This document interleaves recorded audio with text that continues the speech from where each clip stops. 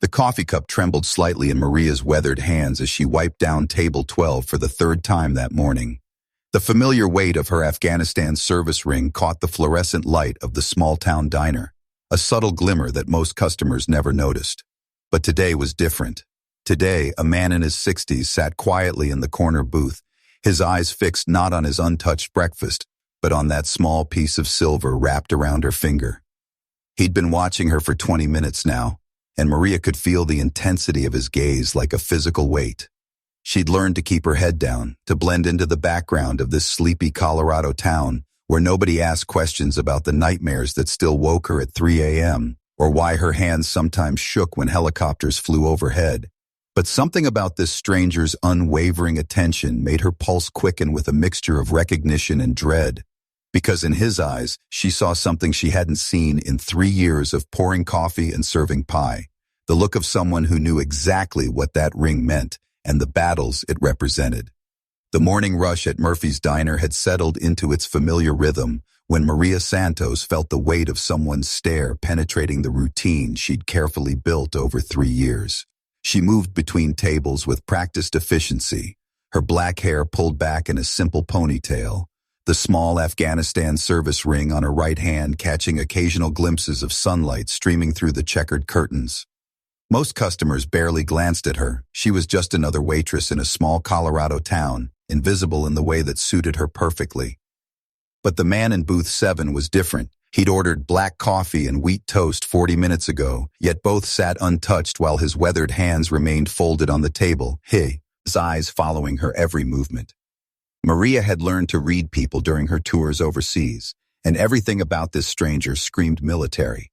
The way he sat with his back to the wall, the precise fold of his napkin, the way his eyes constantly scanned the room's exits. She estimated him to be in his mid-60s, wearing a simple flannel shirt and jeans, but there was something in his bearing that spoke of command, of battles fought and won. The coffee pot grew heavy in her hand as she made her rounds, refilling cups and making small talk with the regulars. Old Pete, who came in every morning for his senior discount breakfast, Sarah, the school teacher, grading papers before classes started, the construction crew grabbing quick fuel before heading to the new shopping center site. These people had become her sanctuary, a world where her past remained buried beneath layers of routine and carefully maintained normalcy. None of them knew about the Bronze Star gathering dust in a shoebox under her bed, or the commendation letters that praised her courage under fire during supply runs through Taliban territory. Maria's hands began to shake slightly as she approached the coffee station, the familiar tremor that visited her when memories pushed too close to the surface. She'd worked so hard to become invisible, to blend into this quiet life where the only explosions were backfiring pickup trucks and the loudest sounds were farmers arguing about weather patterns.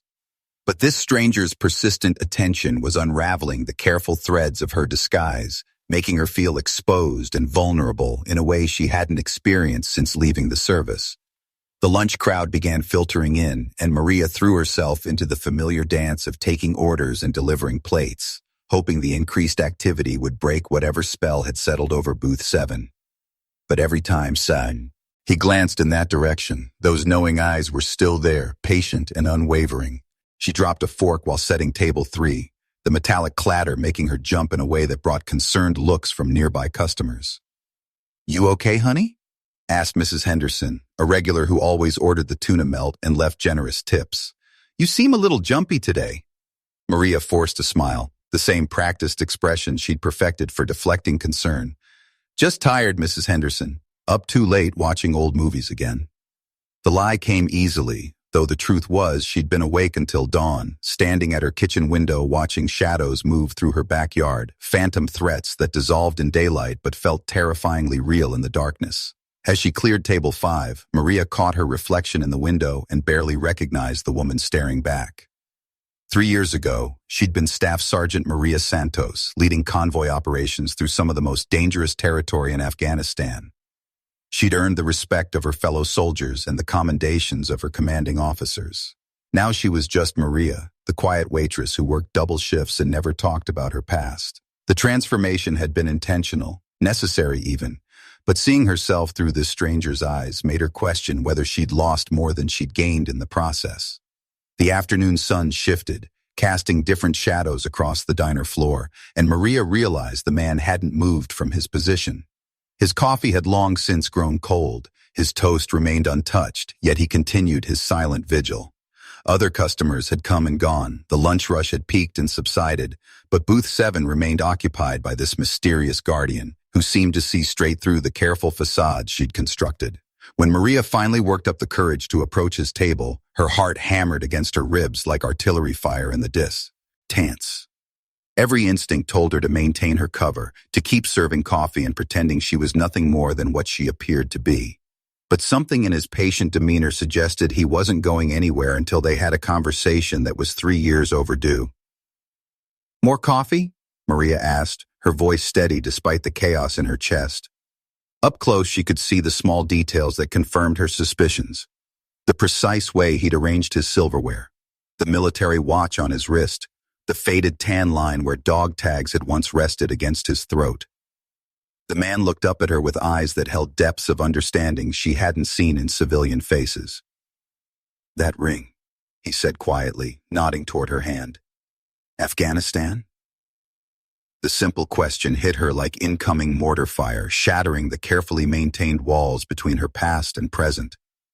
Maria's grip tightened on the coffee pot, and for a moment she considered lying, deflecting, or simply walking away.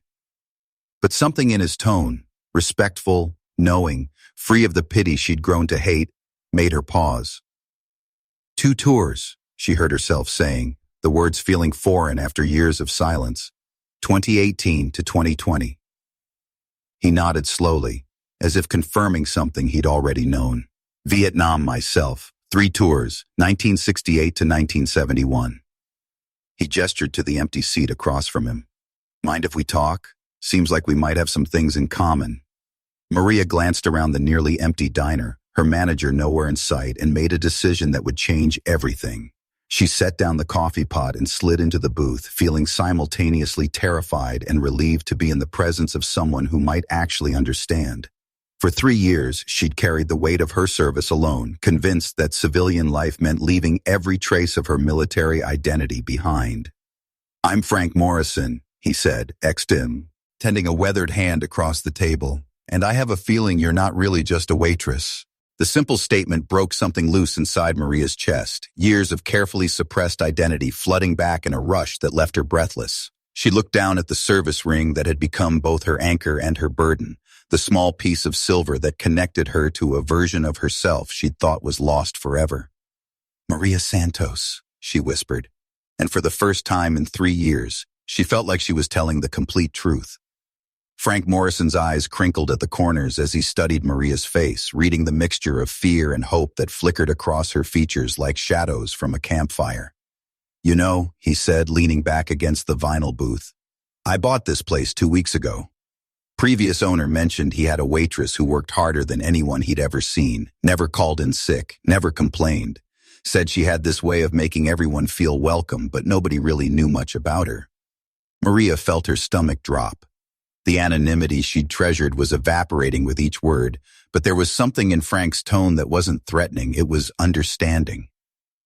"I needed the work," she said simply, though they both knew it was more complicated than that. "Course you did. We all need something when we come back." Frank's fingers drummed silently on the table, a nervous habit that Maria recognized from her own restless nights. "Took me 2 years after Vietnam to hold down a job that lasted more than a month. Kept expecting incoming rounds every time a car backfired. Couldn't sleep in beds because they felt too soft after sleeping on the ground for so long." The admission hung between them like a bridge Maria hadn't expected to find. In 3 years of civilian life, no one had spoken to her about the invisible wounds that followed soldiers home, the way ordinary sounds could trigger muscle memory of combat zones, or how the simple act of sleeping through the night became a luxury most people took for granted. "The nightmares?" Maria asked, her voice barely above a whisper. Frank nodded slowly. "Still get them sometimes, 45 years later. But they're different now, less frequent, less violent. Time doesn't heal everything, but it teaches you how to carry the weight differently." He paused, studying her face. "What happened over there, Maria? What made you decide that being Staff Sergeant Santos wasn't enough anymore?" The question she dreaded for 3 years sat on the table between them like an unexploded ordnance.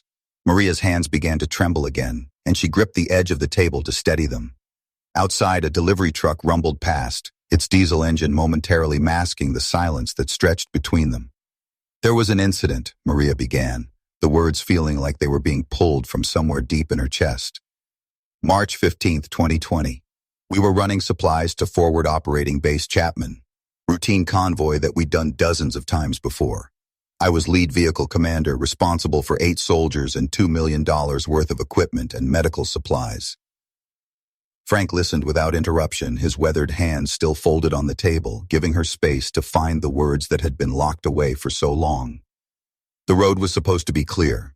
Intelligence said no hostile activity in the area for 3 weeks. But 15 minutes out from the base, the lead vehicle hit an IED.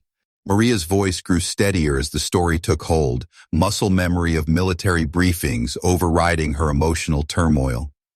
"The explosion flipped our Humvee, killed our driver instantly, wounded 3 others. I was thrown clear but dislocated my shoulder and had a concussion." The familiar sounds of the diner, coffee brewing, silverware clinking, low conversations, faded into background noise as Maria continued. Standard protocol was to call for medevac and establish a defensive perimeter. But the radio was damaged in the blast, and we were taking small arms fire from elevated positions. The wounded needed immediate medical attention, and I had to make a choice. Frank's eyes never left her face, and Maria could see the recognition there, the understanding of someone who'd faced similar impossible decisions in another war, decades earlier. "I left my position and crossed 60 meters of open ground under enemy fire to reach the overturned vehicle, pulled out 2 wounded soldiers and got them to cover. Then I went back for the 3rd one. Private Johnson, 19 years old from Ohio, been in country for 6 weeks. Maria's voice cracked slightly. "He was trapped under the vehicle, bleeding out, calling for his mother. I couldn't leave him there." The weight of that moment settled over the booth like smoke, heavy and suffocating. Maria had replayed the scene thousands of times, analyzing every decision, every second that might have changed the outcome.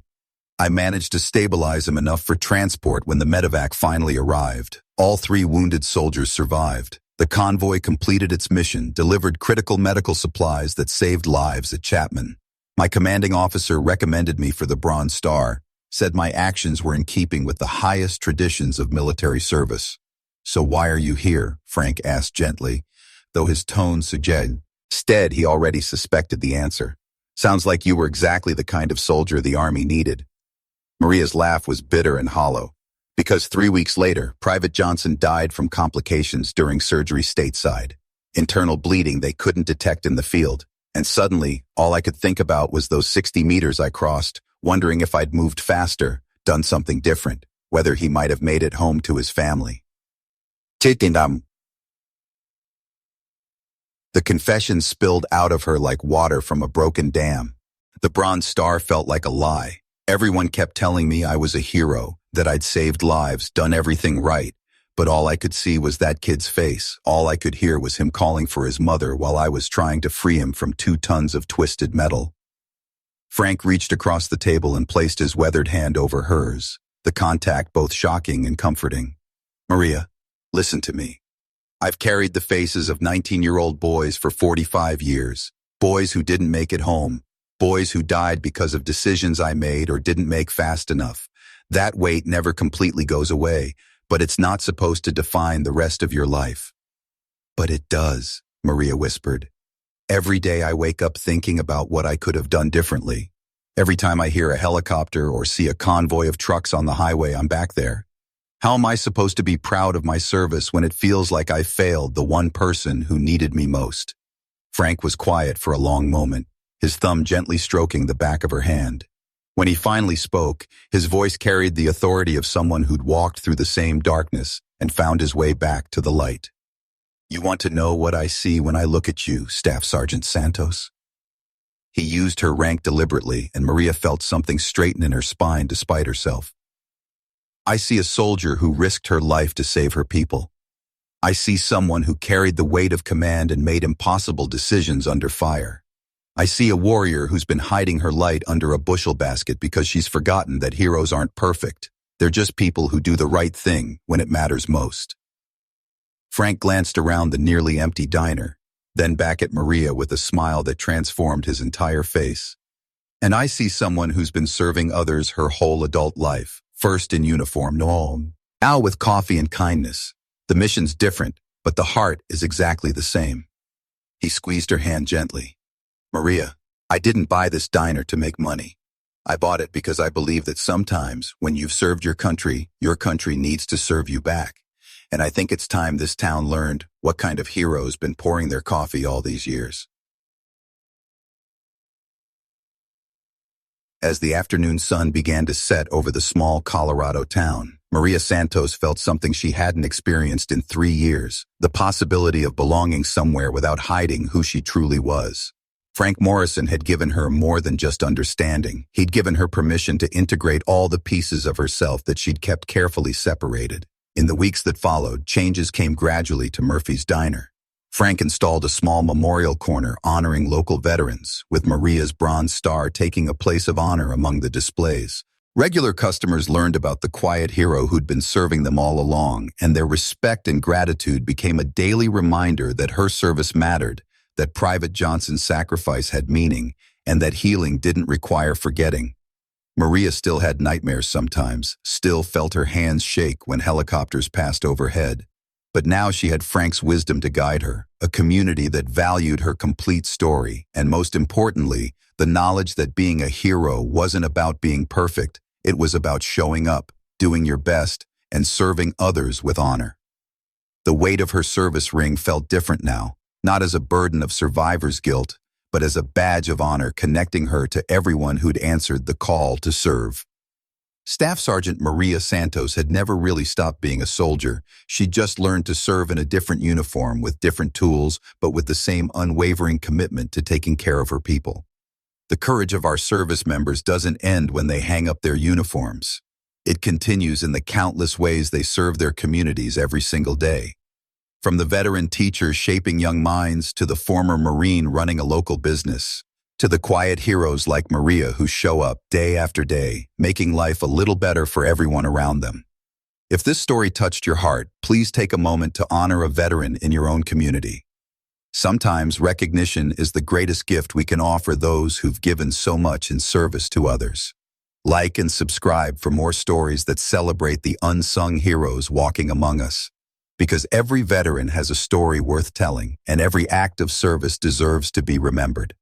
Thank you to all who serve, have served, and continue to serve in uniform and out.